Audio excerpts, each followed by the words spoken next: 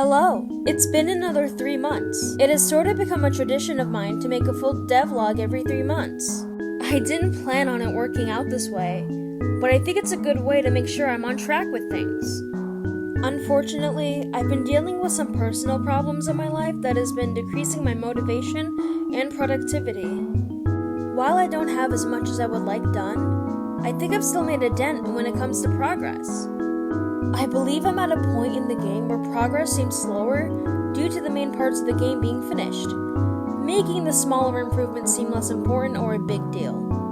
The worst part about making devlogs, in my opinion, is making sure to steer away from any story spoilers. I want my games to be story-based, so it's very hard for me to not talk about something like, "Oh, look at this Easter egg I added into the game that corresponds to this character's personality and its deeper meaning," and things like that. I would absolutely love to talk about the story and characters. However, I feel it's necessary for the players to enjoy the experience by themselves without any spoilers when the game is out. Speaking of characters, there is one new character that I would love to talk about without spoiling his role. When I first started getting serious about the idea of becoming a game developer, I had an idea for a game. You would play as a man who works for the mafia, while balancing his life at home taking care of his daughter. This man was named Connor. I decided to add a character with the same name as him in the game.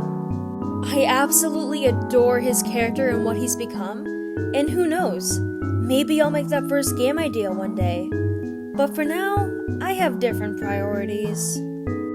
Connor plays a really small role in Coffee Cafe, but I really like what I've turned him into. Once the game is out, you'll likely see why I love this character so much despite him having a small role. A little while ago, I released a demo for Coffee Cafe. I didn't make a video about it, but I still posted it regardless. I had gotten some feedback from someone on itch.io, and their comment made me think. They said that they didn't feel like they were fully represented in the choose your look aspect of the game. I immediately wanted to add the ability for the player to choose their hair color, skin color, eye color, and gender presentation. But I quickly realized that this would take over 100 different custom sprites, as well as having to code each and every one, as well as making sure that each different variety works as intended, it isn't bugged or glitched. This idea seemed very out of my reach as I'm a beginner game developer, and I'm making everything from scratch except for the music. I obviously cannot complete a task like that, especially on my own. So, I was back to the drawing board. I want my game to be as diverse as it can be so the players can feel connected and represented. I had to think to myself, what other way could I add more diversity without making hundreds of new sprites? The person who gave me feedback had also mentioned that they didn't feel like there was much diversity for their body type. This made me think about adding plus-size sprites.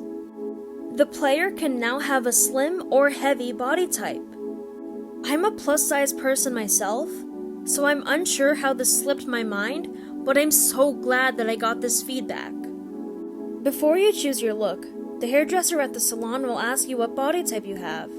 Then you'll be able to choose your look after.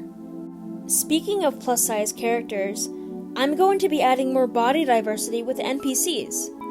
It's still a work in progress and I don't have any sprites to show off, except for one of the main characters.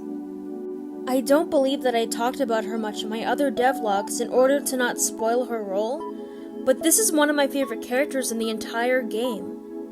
Cassidy was originally going to be plus size, but I had to scrap the idea at first due to not having a good base for it that would fit the art style. I decided to finally change that. Cassidy's sprite got updated and she now looks how she was intended to. I got used to the old and skinny version of her, so it will take me some time to adjust to the sprite change, but I am very happy with it overall. There are 3 other things that I added that I would like to talk about. One of them won't be completed until the entire game is done, but I'm very excited to add it in. This feature is an achievement system. I'm not going to show it off yet as it's unfinished, but it looks great so far, And this is probably the thing I'm most excited for right now. One of the other features that I added is smaller, but it's currently my favorite.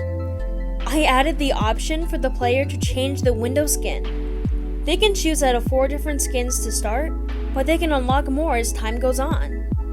I'm super excited to see which skins the player will choose. And finally, the last feature. It's still very early into development, but this feature will change and improve some gameplay aspects. This feature is a notebook that the player will carry around with them. The notebook will be able to give the player more information on NPCs, will have all of the recipes needed for the game in an easier way to access, and will replace some items that are very tedious to have in your inventory. Working on this will take a bit since I'm not very motivated for it, as it's a smaller quality improvement. But regardless, it's still a great feature that will make the gameplay and overall experience way better. It's amazing what I can do with this, and I'm just honestly so excited to finish this game. Like I said, my productivity has been low, but I'm really hoping that I'll be able to get back into the swing of things and start working on the game more consistently. I may plan on working on another game alongside Coffee Cafe, and stream the whole process. It turns out that I really like streaming, so make sure to be on the lookout for that if you're interested in chatting with me while I make a video game. But that's a bit unrelated to Coffee Cafe. The reason why I won't be streaming Coffee Cafe publicly is due to spoilers. Regardless, I have some neat things planned and I really hope that you stick around to see what they are. It's almost been an entire year since I started working on Coffee Cafe. This journey has been crazy and I want to thank you so much for all the support. I have something planned for the 1-year anniversary of the game being in development, so make sure to keep tabs on my channel. I'm incredibly excited to see how this game turns out. Thank you for following the Coffee Cafe project.